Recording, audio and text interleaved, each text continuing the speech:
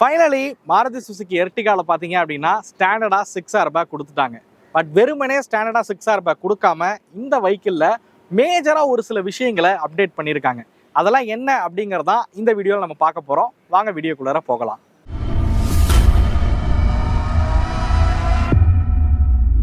So வெஹிக்கிளோட அப்டேட்ஸ்குள்ளே போகிறதுக்கு முன்னாடி இந்த வெஹிக்கிள் கொடுத்த PLA மோட்டார்ஸ் தஞ்சாவூருக்கு பார்த்தீங்க அப்படின்னா மிகப்பெரிய நன்றியை தெரிவிச்சுக்கிறேன். அவங்களோட காண்டாக்ட் நம்பர் டிஸ்பிளே கொடுத்துருக்கேன். மாருதி வெஹிக்கிள்ஸ் ஏதாவது பார்க்குறீங்க அப்படின்னா டிஸ்பிளே தெரியக்கூடிய நம்பரை மறக்காமல் காண்டாக்ட் பண்ணுங்கள். ஸோ ஃபஸ்ட்டு இந்த காரில் பண்ணியிருக்கக்கூடிய மாற்றமே பார்த்தீங்க அப்படின்னா எக்ஸ்டீரியரில் தான் ஆரம்பிக்குது. என்னப்பா எக்ஸ்டீரியரில் பெரிய சேஞ்ச் எதுவும் தெரியலையே அப்படின்னு கேட்குறீங்களா? இந்த வெஹிக்கிளோட லென்த் பார்த்தீங்க அப்படின்னா இப்போ அதிகமாக இருக்குது. பழைய மாடல் பார்த்தீங்க அப்படின்னா 4395 mm வெஹிக்கிளோட லென்த் அப்படின்னு இருந்தது. இப்போ 40 mm பார்த்தீங்க அப்படின்னா அதிகப்படுத்தியிருக்காங்க அப்படின்னு சொல்லலாம். இப்போ 4435 mm பார்த்தீங்க அப்படின்னா இந்த வெஹிக்கிளோட லென்த் அப்படிங்கிறது அதிகமாக இருக்குது. ஸோ அதை பார்த்தீங்க அப்படின்னா இந்த இடத்துல எக்ஸ்டெண்ட் பண்ணியிருக்கிறத உங்களால் பார்க்க முடியும்.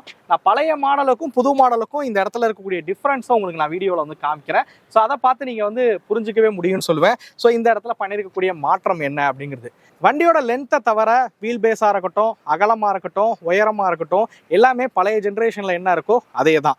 கிரவுண்ட் கிளியரன்ஸாக இருக்கட்டும், வீல் சைஸாக இருக்கட்டும், எல்லாமே பழைய ஜென்ரேஷனில் இருந்தது தான். இந்த வீடியோவில் நம்ம அப்டேட் மட்டும் என்னென்ன அப்படிங்கிறத பார்ப்போம். ஸோ ரெண்டாவதாக பண்ணியிருக்க மாற்றம் பார்த்தீங்க அப்படின்னா இந்த டெயில் ப்ரொஃபைலில் தான் இருக்குது. ஸோ அது இந்த ஸ்பாய்லர். ஸோ ஸ்பாய்லர் பார்த்தீங்க அப்படின்னா இப்போ எர்டிகாவில் கொடுத்துருக்காங்க. ஸோ இந்த டெயில் ப்ரொஃபைல் பார்த்தீங்க அப்படின்னா பின்னாடி பார்க்கும்போது இன்னும் கொஞ்சம் பெட்டராக இருக்கணுன்றதுக்காண்டி இந்த ஸ்பாய்லர் கொடுத்துருக்காங்க. ஸோ அதே மாதிரி பைக்கோட லென்த் அதிகமாக இருக்கு, அப்போ பூட் ஸ்பேஸ் அதிகமாக இருக்கும் அப்படின்னு நினச்சிங்கன்னா பட் கிடையாது. அதே 209 லிட்டர் ஸ்டோரேஜ் தான் பார்த்தீங்க அப்படின்னா இந்த வெஹிக்கிளில் கொடுத்துருக்காங்க. ஸோ அதுக்கு கீழே இதை ஓப்பன் பண்ணிங்கன்னா, அந்த பேடிங் ஓப்பன் பண்ணிங்கன்னா கீழே ஒரு சின்ன ஸ்டோரேஜ் ஸ்பேஸும் இருக்குது. ஸோ நாங்கள் இந்த பேடிங்கை பழைய மாடல் கார்லையும் வச்சு பார்த்தோம். ரெண்டும் ஒரே சைஸ் தான் இருக்குது.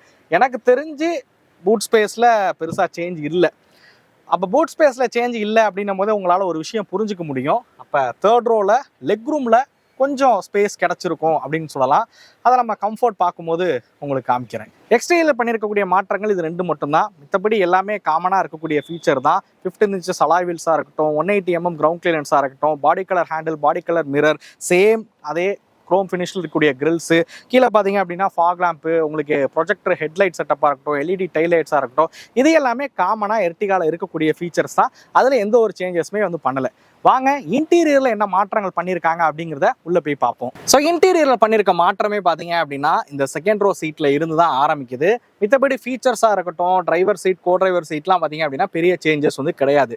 ஸோ எங்கே ஆரம்பிக்குது அப்படின்னு கேட்டிங்கன்னா இந்த ஏசி வெண்ட்டில் இருந்தால் ஆரம்பிக்குது அப்படின்னு சொல்லலாம். முன்னாடி எர்டிகால பார்த்தீங்க அப்படின்னா ஏசி வெண்ட் இங்கே கொடுத்துருப்பாங்க. பட் இப்போ பார்த்தீங்க அப்படின்னா கீழே கொண்டு வந்துட்டாங்க. ஸோ இந்த இடத்துல பார்த்தீங்க அப்படின்னா ஏசி வெண்ட் செகண்ட் ரோக்கு இருக்கிற மாதிரி கொடுத்துருக்காங்க. ஸோ அடுத்ததாக பார்த்தீங்க அப்படின்னா சார்ஜிங் போர்ட். ஸோ இதில் பார்த்தீங்க அப்படின்னா டைப் சிக்கான சார்ஜிங் போர்ட் கொடுக்குறாங்க. மொபைல் ஹோல்டர் அங்கேயே ஃபோன் வச்சுக்கிறதுக்கான ப்ரொவிஷனுமே இருக்குது. இந்த சார்ஜிங் போர்ட் பார்த்தீங்க அப்படின்னா 60 watts வரைக்கும் சப்போர்ட் பண்ணக்கூடிய சார்ஜிங் போர்ட்டாக பார்த்தீங்க அப்படின்னா வடிவமைச்சிருக்காங்க அப்படின்னு சொல்லலாம். ஸோ இந்த விஷயம் பார்த்தீங்க அப்படின்னா மேஜராக மாறி இருக்கு அப்படின்னு சொல்லுவேன். ஸோ இந்த இடத்துல முன்னாடி ஏசி வெண்ட் இங்கே இருந்துச்சு. ஸோ ஏசி வெண்ட்டை இங்கே ஸ்விட்ச் பண்ணியிருக்காங்க. இந்த 40 mm அதிகமாக இருக்கனால பார்த்தீங்க அப்படின்னா கேபின் ஸ்பேஸ் இன்னும் கொஞ்சம் இன்க்ரீஸ் ஆகிருக்கு அப்படின்னு சொல்லலாம். 40 mm சின்ன நம்பர் தான். பட் தேர்ட் ரோ சீட்டில் லெக் ரூம் எப்படி இருக்குது அப்படிங்கிறத நம்ம பின்னாடி போய் பார்ப்போம் வாங்க. ஸோ சீட்டை இந்த மாதிரி ஃபோல்டு பண்ணி தான் உள்ளே போகிற மாதிரி இருக்குது. இன்னமும் அதே மாதிரி தான் கொடுத்துருக்காங்க. நான் எனக்கு தகுந்த மாதிரி சீட்டை வச்சிடுறேன். என்னோடய ஹைட் பார்த்தீங்க அப்படின்னா 5.8. ஸோ ரொம்ப கொஞ்சம் லைட்டாக ரிக்ளைன் பண்ணிப்போம். ஓகே, இது பார்க்கலாம் வீடியோவில். ஸோ நல்ல கம்ஃபர்ட். ஸோ இங்கே நீங்கள் பார்த்துடலாம் லெக் ரூமும் பெட்டராக தான் இருக்குது. அதே மாதிரி ஹெட் ரூமும் பெட்டராக தான் இருக்குது. நான் அப்படியே தேர்ட் ரோ சீட்டை இந்த செகண்ட் ரோ சீட்டை ஃபோல்டு பண்ணிவிட்டு தேர்ட் ரோவில் உட்காந்து காட்டுறேன். அங்கே எப்படி இருக்குன்றதை பார்ப்போம். ஓகே, ஸோ கண்டிப்பாக முன்னாடி இருந்ததை காட்டிலும் இப்போ பார்த்தீங்க அப்படின்னா இந்த இடத்துல ஸ்பேஸ் இன்க்ரீஸ் ஆகிருக்கு அப்படின்னு சொல்லலாம். முன்னாடி லெக் ரூம் கொஞ்சம் கம்மியாக இருக்கும். பட் இங்கே அந்த 40 mm அதிகமாக இருக்கிறது இந்த தேர்ட் ரோவில் தான் அதிகப்படுத்தியிருக்காங்க அப்படின்னு சொல்லுவேன். ஸோ இங்கே பாருங்கள் லெக் ரூம் இது என்னோட ஹைட்டுக்கு தகுந்த மாதிரி வச்சுருக்கேன். அதேமாதிரி இந்த சீட்டுமே ரிக்ளைன் தான் பண்ணியிருக்கேன். ஸோ இங்கே கொஞ்சம் பரவாயில்ல லெக் ரூம் கொடுத்துருக்காங்க. மேபி இந்த சீட்டை நகர்த்துறீங்கன்ற பட்சத்தில் இன்னும் கொஞ்சம் ஃப்ரண்ட்டில் நகர்த்தி கூட லெக் ரூம் அதிகமாக்கிக்கலாம். அதே மாதிரி தை சப்போர்ட் கொஞ்சம் இம்ப்ரூவ் ஆயிருக்கு அப்படின்னு நான் சொல்லுவேன். ரொம்ப இல்லை, பட் கொஞ்சம் பார்த்தீங்க அப்படின்னா தை சப்போர்ட் வந்து இம்ப்ரூவ் ஆயிருக்கு அப்படின்னு நான் சொல்லலாம். இந்த சீட்டுமே பார்த்தீங்க அப்படின்னா ரிக்ளைனிங் வந்து பண்ண முடியும். ஸோ இதை வந்து இந்த மாதிரி ரிக்ளைனிங் வந்து பண்ணி வச்சு உட்காந்துக்க முடியும். ஸோ பரவாயில்ல, முன்னாடியே காட்டிலும் இப்போ பார்த்தீங்க அப்படின்னா தேர்ட் ரோட சீட் வந்து இம்ப்ரூவ் ஆயிருக்குன்னு சொல்லலாம். கம்ஃபர்ட் ரீதியாக இம்ப்ரூவ் பண்ணியிருக்காங்க. ஸோ அடுத்தது முக்கியமாக இம்ப்ரூவ் ஆயிருக்க விஷயமே பார்த்தீங்க அப்படின்னா ஏசி வெண்ட்டு தான். இங்கே நீங்கள் வந்து பார்க்கலாம், இங்கே ஏசி வெண்ட் வந்து கொடுத்துருக்குறது. ஸோ இந்த இடத்துல ஏசி வெண்ட் கொடுத்துருக்காங்க. அதேமாதிரி இங்கே பார்த்தீங்க அப்படின்னா அதோட கண்ட்ரோலர்ஸ் வந்து இருக்கிற மாதிரி வந்து வடிவமைச்சிருக்காங்க. 360 ரொட்டேட்டபிள் இருக்கிற மாதிரி ஏசி வெண்ட்ஸாக தான் கொடுத்துருக்காங்க. இங்கே வந்து அதோட கண்ட்ரோலர்ஸ் இருக்கிற மாதிரி கொடுத்துருக்காங்க. பாட்டில் ஹோல்டர் இருக்குது, கை வச்சுக்கிறது கம்ஃபர்டபுளாகவே இருக்கும். பட் ஒரு சைடு மட்டும்தான் ஏசி வெண்ட் இருக்குது. இந்த சைடு பார்த்தீங்கன்னா ஏசி வெண்ட் அப்படிங்கிறது கொடுக்கல. ஸோ இங்கேயும் ஒரு ஏசி வெண்ட், இங்கே ஒரு ஏசி வெண்ட்டு, இந்த சைடு ஒரு ஏசி வெண்ட்டுன்னு கொடுத்துருந்தாங்கன்னா நல்லா இருந்திருக்கும். பட் இங்கே பார்த்தீங்க அப்படின்னா 60 வாட்ஸ்க்கான டைப் சி சார்ஜிங் போர்ட் பார்த்தீங்க அப்படின்னா இங்கே இருக்கிற மாதிரி வந்து கொடுத்துருக்காங்க. பட் அதையும் நான் என்ன சொல்லுவேன்னா இங்கே ஒன்று அங்கே ஒன்று கொடுத்துருந்தாங்கன்னா நல்லா இருந்திருக்கும். ஸோ இந்த ஒரு சைடு மட்டும் ஏசி வெண்ட் கொடுத்துருக்கிறது பரவாயில்ல, தேர்ட் ரோல ஏசி வெண்ட் இருக்குன்னு சந்தோஷப்படுறதா இல்லை ஒரு சைடு மட்டும் கொடுத்துருக்காங்களேன்னு வருத்தப்படுறதான்னு தெரியல. ஒருவேளை ஓவராலாக கேபின் கூலிங் ஆகும்போது பிரச்சனை இருக்காதுன்னு நினைக்கிறேன் இந்த சைடு உட்காரவங்களுக்கு. பட் இங்கிட்ட இருக்கிறவங்களுக்கு ரொம்ப அதிகமான கூலிங் வரும். மேபி அதை கொஞ்சம் அட்ஜஸ்ட் பண்ணுற மாதிரி இருக்குன்னு சொல்லுவேன். முன்னாடியே காட்டிலும் பார்த்தீங்க அப்படின்னா தேர்ட் ரோவோட சீட்டிங் கம்ஃபர்ட் இம்ப்ரூவ் ஆயிருக்குன்னே சொல்லுவேன் இந்த ஜென்ரேஷனை பொறுத்த வரைக்கும், அதாவது 2025 மாடலை பொறுத்த வரைக்கும். செகண்ட் ரோ சீட்டில் இன்னொரு விஷயம் சொல்லி ஆகணும். இங்கே நீங்கள் பார்க்கலாம் 3 அட்ஜஸ்டபிள் ஹெட் ரெஸ்டர் வந்து கொடுத்துருக்காங்க. முன்னாடி சென்ட்ரலில் ஹெட் ரெஸ்டர் இருக்காது, பட் இப்போ சென்ட்ரலையும் ஹெட் ரெஸ்டர் இருக்கிற மாதிரி வந்து கொடுத்துருக்காங்க. 3 ஹெட் ரெஸ்டர் கொடுத்தாலும் பட் பழைய மாடல் காரில் பார்த்தீங்கன்னா இங்கே வந்து ஹார்ம் ரெஸ்ட் வந்து இருக்கும். பட் இப்போ பார்த்தீங்க அப்படின்னா அதை ரிமூவ் பண்ணிட்டாங்க இந்த மாடலில். ஸோ எல்லாருக்கும் பார்த்தீங்க அப்படின்னா 3 சீல் பெல்ட்ஸ் வந்து இருக்கிற மாதிரி வந்து கொடுத்துருக்காங்க. முன்னாடி இருந்ததை விட இதெல்லாம் பார்த்தீங்க அப்படின்னா அப்கிரேடாக வந்து பண்ணியிருக்காங்க. ஸோ அடுத்ததாக இன்ஜின் விஷயத்துக்கு வருவோம். ஸோ இன்ஜின் எல்லாம் பார்த்தீங்க அப்படின்னா எந்த மாற்றங்களும் வந்து பண்ணல. பெட்ரோல் பொறுத்த வரைக்கும் K15C ஸ்மார்ட் ஹைப்ரிட் இன்ஜினும், சிஎன்ஜி பொறுத்த வரைக்கும் K15C இன்ஜின் வந்து கொடுத்துருக்காங்க. இது 1462 சிசி கொண்ட engine.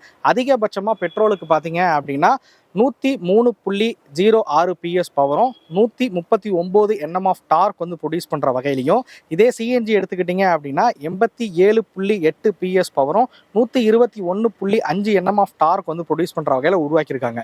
பெட்ரோலில் 5 speed empty and 6 speed ஏடி இருக்குது. சிஎன்ஜி பொறுத்த வரைக்கும் 5 ஸ்பீட் மேனுவல் டிரான்ஸ்மிஷன் மட்டும் வந்து கொடுக்குறாங்க. ஸோ இன்ஜின் பொறுத்த வரைக்கும் பார்த்தீங்க அப்படின்னா ஒரு 7 சீட்டர் காரில் பெட்டரான மைலேஜ் எதிர்பார்க்குறீங்க அப்படின்னா கண்டிப்பாக இந்த வெஹிக்கிளை வந்து போகலாம் அப்படின்னு வந்து சொல்லுவேன்.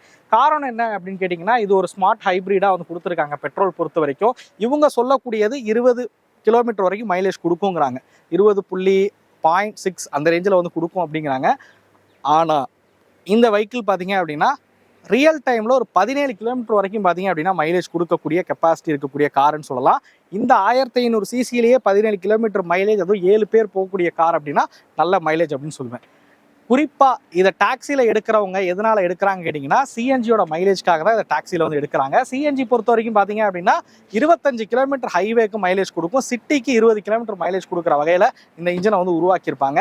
சிஎன்ஜிலே ஒரு பெட்டர் மைலேஜ் கொடுக்கக்கூடிய ஒரு 7 சீட்டர் கார்னு சொல்லலாம் இந்த காரை பொறுத்த வரைக்கும். 7 சீட்டரில் பெருசாக சிஎன்ஜி ஆப்ஷனே கிடையாது.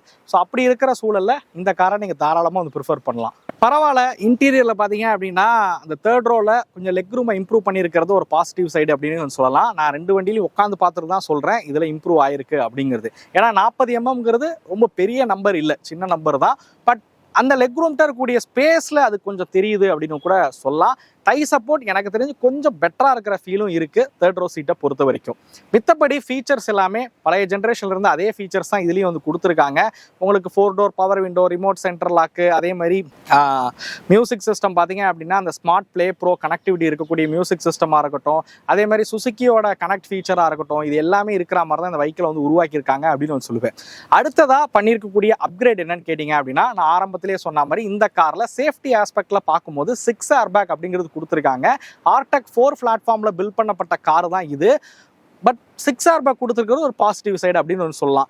அதே மாதிரி இந்த காரில் டிபிஎம்எஸ் பார்த்தீங்க அப்படின்னா இப்போ புதுசாக வந்து ஆட் பண்ணியிருக்காங்கன்னு சொல்லலாம். டயர் ப்ரெஷர் மானிட்டரிங் சிஸ்டம் வந்து இப்போ வந்து ஆட் பண்ணியிருக்காங்க அப்படின்னு சொல்லுவேன். ஸோ சேஃப்டி ஆஸ்பெக்டில் பார்க்கும்போது இந்த டயர் ப்ரெஷர் மானிட்டரிங் சிஸ்டமாக இருக்கட்டும், பின்னாடி பார்த்தீங்க அப்படின்னா அந்த சென்டர் சீட்டுக்கும் ஹெட் ரெஸ்டர் கொடுத்ததா இருக்கட்டும், அதே மாதிரி 3 ELR சீட் பெல்ட் பார்த்தீங்க அப்படின்னா எல்லா பேசஞ்சருக்கும் கொடுத்ததா இருக்கட்டும், இதெல்லாம் பார்த்தீங்க அப்படின்னா சேஃப்டி ஆஸ்பெக்டில் இம்ப்ரூவ் ஆயிருக்கு அப்படின்னு நான் சொல்லுவேன். ஸோ நான் சொன்ன இந்த விஷயங்கள் தான் பார்த்தீங்க அப்படின்னா இந்த காரில் வந்து இம்ப்ரூவ் ஆன விஷயங்கள்.